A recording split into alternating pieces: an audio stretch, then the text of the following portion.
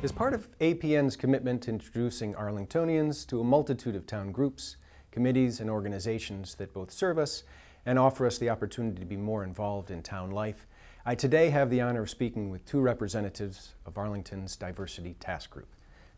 Maybe the place to start is to start simply with the mission of the Diversity Task Group, and maybe how the group has evolved over the past 2 decades.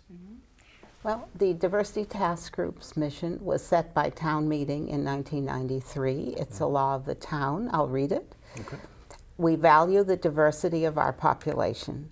Our town's mix of ethnic, religious, and cultural backgrounds, as well as economic and personal circumstances, enriches us all. We will be known for the warm welcome and respect we extend to all. As with all mission statements, what you really have to look at is how it's implemented. This past year, you were trying to reach out to the Arlington community and engage Arlingtonians in the work of the Diversity Task Group. One of the ways that you did that was you introduced the notion of conversations, discussions around the topics of diversity in the town. And some of the titles are as follows. We are many faiths and spiritualities. We are many races. Next month, the conversation topic is going to be we are many social classes. How has that been received? How have the conversations gone? And have you been able to connect with more Arlingtonians as a result of that? We've had about 20 people. At a couple of them, we had close to 30 at the one about when you confront injustices. Many of the people had never been to the Diversity Task Group before, so we were delighted. Good. We've now put them on our email list. We hope they will continue. We're looking forward to the June 9th conversation on We Are Many Social Classes.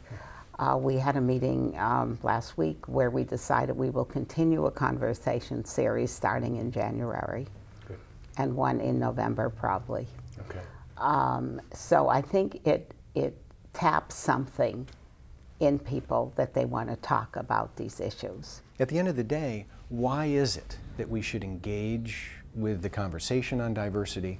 Why is it that we should look beyond maybe simply being tolerant of differences and look to really expose them to the light of day and celebrate them? What is in it for us, both as individuals and as communities? Right. And I think that's where, it's not just about being politically correct or social justice. Many of us are motivated by social justice, but more and more recently, especially in about the last 20 years or 10 years, 10, 15 years, there's been a lot of research done in the field. And there's a lot of empirical evidence available about the actual effects of diversity. So, also just pragmatically speaking, I mean, by 2050, with all the projections, census projections, what we consider whites are going to be a minority population, and all the other ethnic and racial groups are going to be together the majority. Sure. So that is definitely going to change. While whites will still be probably the single most large group, right, they will still be a minority. So I think it's important for people, especially like me, who have young children who are going to be working in that world, to become really comfortable with the idea that there is diversity, and with diverse cultures and diverse people, it's not just about what they look like, it's about the culture that they bring, right, and the ideas, exactly, and different ways of thinking. Right. And so, people are going to have to get used to working with that. Sure. They can't just kind of look away and say, you know what, it's in some corner, we don't have to deal with it, because it will become a major issue. So there's a pragmatic approach. Right.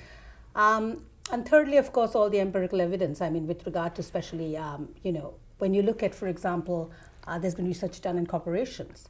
If there is, in any group, whether it's, working group or, professional group or a school education group, when you look at a group and there are minority members present, where they are of equal status, and that is really imperative, that they feel that they're of equal status to other majority group members present.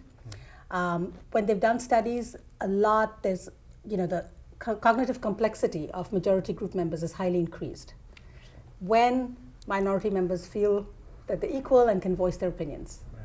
So when they bring these ideas along, there's a huge change. So in corporations, for example, groups that are more diverse tend to be more creative, come up with newer ideas, and which obviously, then has a bottom line.